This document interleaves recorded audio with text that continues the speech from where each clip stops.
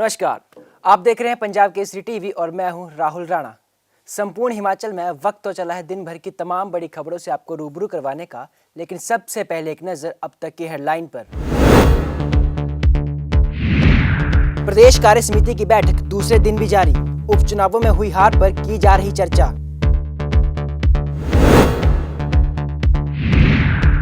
जूतों के लेसी से फंदा लगाकर युवक ने अपनी जीवन लीला की समाप्त।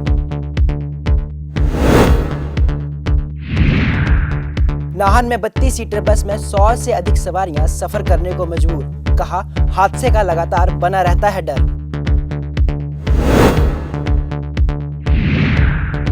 और शिमला में बर्फबारी से निपटने के लिए जिला प्रशासन ने कसी कमर, डीसी ने संबंधित अधिकारियों से की बैठक। और अब खबरें विस्तार से। शिमला में प्रदेश कार्य समिति की बैठक दूसरे दिन भी जारी रही। इस दौरान कई अहम बातों पर चर्चा की गई। हालांकि उपचुनाव में हुई हार भी इस मीटिंग का अहम हिस्सा माना गया। इस दौरान बीजेपी के मुख्य प्रवक्ता रणधीर शर्मा ने कहा कि इन बैठकों में हार के कारणों पर मंथन किया गया है। कमियों में सुधार कर पार्टी दोबारा से सत्ता पर काबिज होगी और 2022 में बीजेपी फिर से सरकार बनाएगी। देखिए, भारतीय जनता पार्टी हिमाचल प्रदेश की कल से कोर कमेटी की, आज एक्सटेंडेड कोर कमेटी की बैठकें हुई हैं, जिनमें पार्टी के पिछले 2-3 महीने के कार्यक्रमों की समीक्षा हुई, जिसे संतोषजनक पाया गया है। और साथ ही जो उपचुनाव हुए थे, 3 विधानसभा और 1 लोकसभा चुनाव, और उनके परिणाम पार्टी की आशा के अनुरूप नहीं आए थे, उसकी समीक्षा भी की गई है। हार के अनेक कारण सामने आए हैं, जिनमें प्रमुखता से हमारी जो पार्टी के नेतृत्व कार्यकर्ता, उनमें अति आत्मविश्वास कि हमारी सरकार है और बाई इलेक्शन तो सरकार जीत ही जाती है, इस ओवर कॉन्फिडेंस के कारण जो मेहनत होनी चाहिए थी उसमें कहीं कमी रही। दूसरा सहानुभूति फैक्टर का लाभ कांग्रेस को ज्यादा मिला है और अधिकतर जगह उनके प्रत्याशी सहानुभूति लहर के कारण जीते। तीसरा, अनेक कारणों में से एक कारण कहीं न कहीं भीतरगात जो हुआ है वो भी एक कारण रहा है, जिसके लिए पार्टी ने अनुशासनहीनता पर रोक लगाने का निर्णय लिया है। महंगाई भी एक मुद्दा रहा है। कोरोना काल में आर्थिक स्थिति व्यापारियों की, देश की, सभी देशों की खराब रही।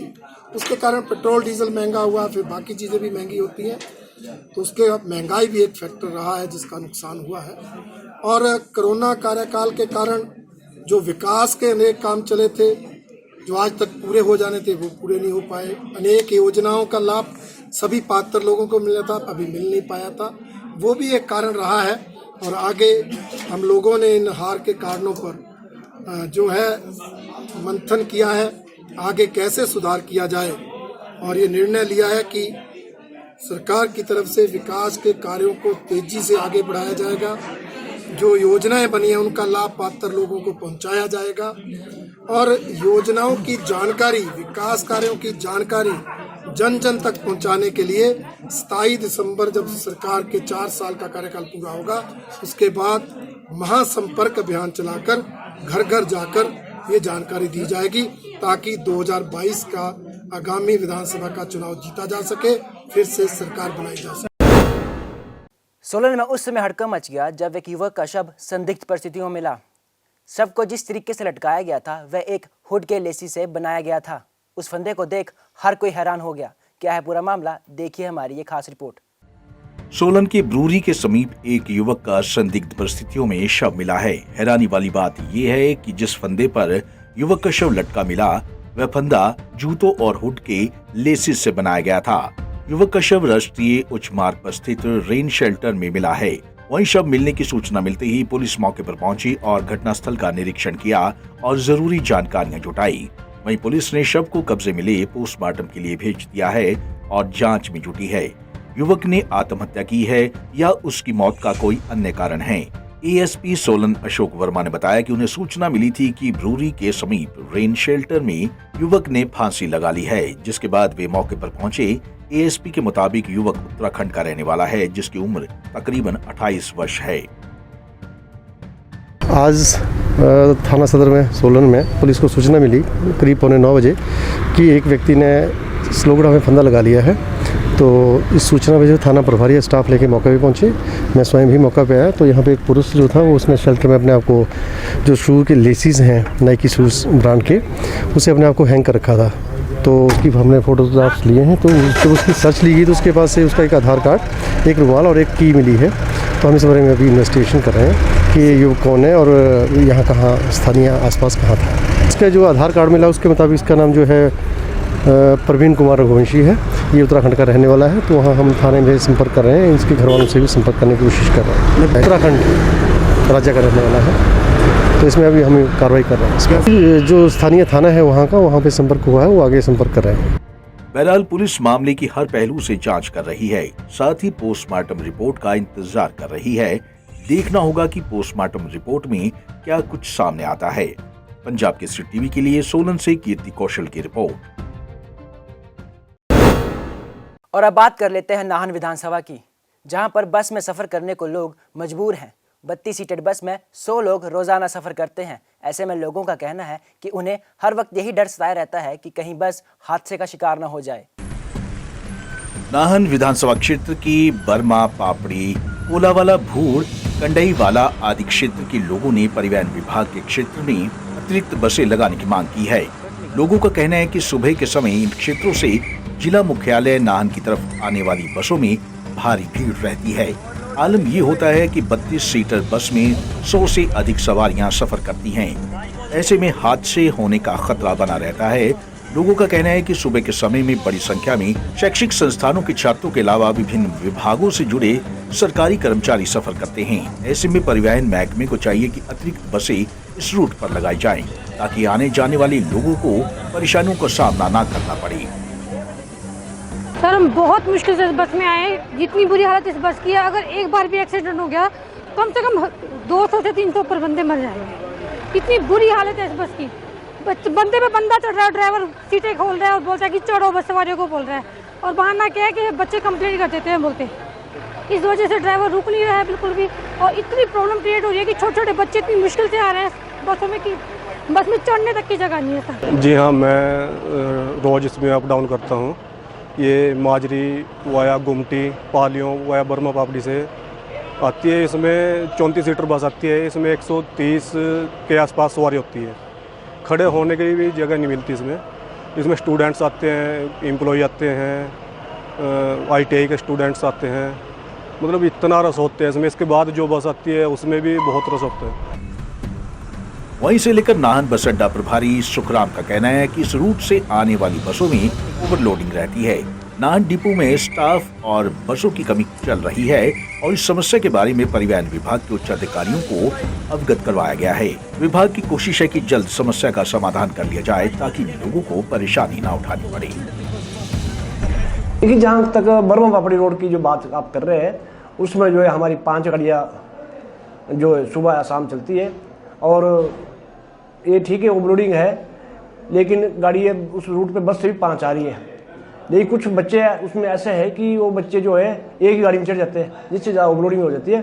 परंतु फिर भी जैसे ही कोई हमारे पास गाड़ी आएगी, कोई स्टाफ आ जाएगा, उसको देख लेंगे कहाँ तक उसकी ओवरलोडिंग है और उसको जो है वहाँ तक जो है क्या हमारा बन सकता है, कैसे गाड़ी चल सकती है, उसको देख लेंगे और गाड़ी चलाने की कोशिश की जाएगी। बसों में जिस कदर ओवरलोडिंग हो रही है, उससे साफ जाहिर है कि इनमें सफर करने वाले मुसाफिरों को किस तरह की परेशानियों का सामना करना पड़ रहा है और ओवरलोडिंग से अनहोनी की आशंका भी बनी रहती है। ऐसे में जरूरत है कि परिवहन विभाग इस मामले में जल्द से जल्द सकारात्मक कदम उठाए।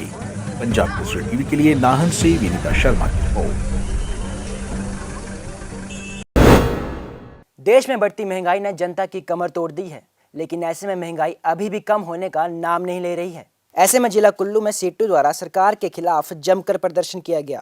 मार्क्सवादी नेताओं ने कहा कि सरकारी डिपो में राशन के दामों को भी तुरंत प्रभाव से कम करना चाहिए, ताकि गरीब जनता को 2 समय की रोटी मिल सके। देश भर में महंगाई व पेट्रोल डीजल की कीमतों को कम करने के लिए अभियान चलाया गया है, जिसके तहत कुल्लू में भी नुक्कड़ सभा व धरने प्रदर्शन का आयोजन किया गया। इस तरह का प्रदर्शन आज पूरे देश में हो रहा है और हमारी पार्टी ने तय किया था कि 10 नवंबर से 25 नवंबर तक हम महंगाई के विरोध में जगह जगह अभियान करेंगे, और जिसके तर्ज पे हमने जिला कुल्लू में भी किया और कई जगह नुक्कड़ सभा भी की। हमारा मानना है जो मोदी साहब की सरकार ने कहा था 2014 में कि मैं आऊँगा तो महंगाई कम कर दूंगा, लेकिन आज 7 साल से ज़्यादा हो गए हैं। आप जानते हैं महंगाई किस तरह आसमान छू रही है। आज दालों के रेट देखो आप, गैस के रेट देखो आप, सब्जी के रेट देखो आप, पेट्रोल डीजल के दाम का जहाँ तक जिक्र है, हमारी पार्टी की आज मांग है कि इस पर जो उत्पाद कर लगाए उसको आप कम करिए। देखिए, जो आप देख रहे हैं कि आज हमारे प्रदर्शन में बहुत सारी महिलाएं भाग ले रही है। एक तो आप देख रहे हैं कि जो महंगाई जिस तरह से रोज़ बढ़ रही है, जो सब्जियों के दाम बढ़ रहे हैं, पेट्रोल डीजल के दाम बढ़ रहे हैं, और दूसरी ओर देख रहे हैं हम कि जिस तरह से ये रसोई गैस के दाम लगातार बढ़ रहे हैं, जो आज 1000 के पार हो गया है, तो महिलाओं को जो अपनी रसोई चलाना बहुत मुश्किल हो गया है। आप जानते हैं कि मोदी सरकार ने उज्ज्वला योजना भी चलाई हुई थी, जिससे उन्होंने कहा था कि जो हमारी गांव की दूर दराज की महिलाएं हैं वो लकड़ियों पर खाना बनाती है, लेकिन उज्ज्वला योजना के तहत उनको लकड़ियों पर खाना बनाना नहीं पड़ेगा। हर घर में गैस सिलेंडर का जो है प्रावधान किया जाएगा। लेकिन आज जिस तरह से ये गैस सिलेंडर के दाम बढ़ रहे हैं, वो उज्ज्वला योजना कहीं भी नहीं दिख रही है।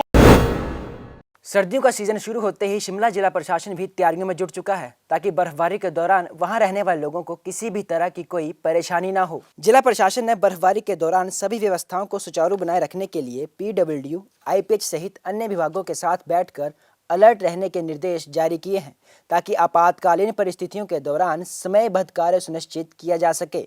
बचत भवन में उपायुक्त शिमला आदित्य नेगी ने सभी विभागों के साथ बैठक कर जरूरी दिशा निर्देश दिए। देखिए, जैसा कि आप लोगों को पता है कि जो है सर्दियों का सीज़न आ गया है, और जो हमारा IMD है उनकी तरफ से ये फोरकास्ट है कि 15 दिसंबर के बाद जो है मौसम ख़राब हो सकता है और बर्फ़बारी की आशंका है। तो उसी के लिए जो है हमने एक प्रिपरेटरी मीटिंग आज की थी। उसमें हमने जो है PWD, IPH और तमाम जो विभाग हैं उन सबको आज यहाँ बैठक के लिए बुलाया था। उसमें एजेंडा फिक्स किया था डिपार्टमेंट वाइज।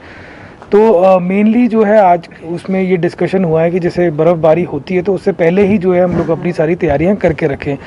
तो इसमें मेनली जैसे हमारा PWD नेशनल हाईवे से ये आग्रह था कि जैसे बर्फ़ से अगर कोई रोड्स वगैरह बंद होती हैं तो उसको जो है तुरंत वो लोग बहाल करें।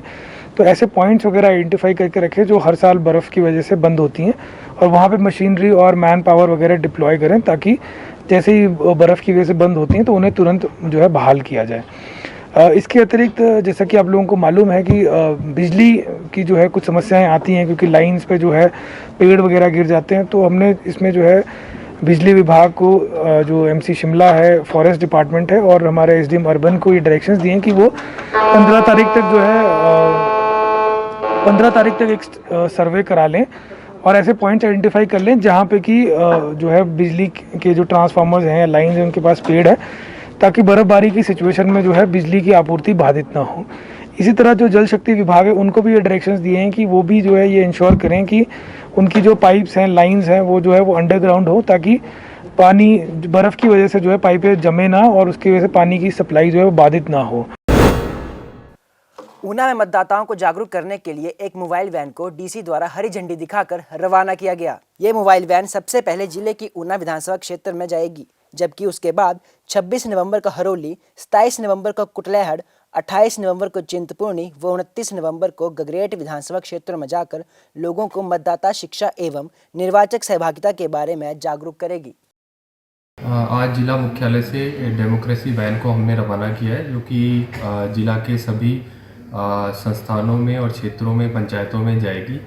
और जो हमारा समरी रिवीजन का अभी प्रोग्राम चला हुआ है उसके अंदर नए मतदाताओं का एनरोलमेंट, वोटर्स की शिफ्टिंग, वोटर्स का डिलीशन, इसका प्रोग्राम जो है वो 10 नवंबर से 10 दिसंबर तक चला हुआ है। इसमें हम सभी मतदाताओं से अपील कर रहे हैं कि अगर उन्हें नए मतदाताओं को अगर इलेक्टोरल रोल में शामिल होना है या फिर जो पुराने मतदाता हैं उनको शिफ्टिंग करानी है इलेक्टोरल रोल में, तो वो संबंधित फॉर्म अपने बूथ लेवल ऑफिसर को भरकर दे सकते हैं, या फिर वोटर हेल्पलाइन के माध्यम से ऑनलाइन भी ये फॉर्म जो है उपलब्ध हैं, उनके आवेदन किए जा सकते हैं। इलेक्शन कमीशन ऑफ इंडिया द्वारा 1950 नंबर भी वोटर्स की सहायता के लिए लॉन्च किया गया है। अगर कोई भी जानकारी चाहिए आप उस पर भी जाकर जो है कॉल करके जानकारी ले सकते हैं, या कोई ग्रीवांस है, किसी शिकायत करनी है तो वो शिकायत भी इस संबंध में इन नंबरों पे की जा सकती है। संपूर्ण हिमाचल में अभी के लिए फिलहाल इतना ही। मुझे दीजिए इजाजत। नमस्कार।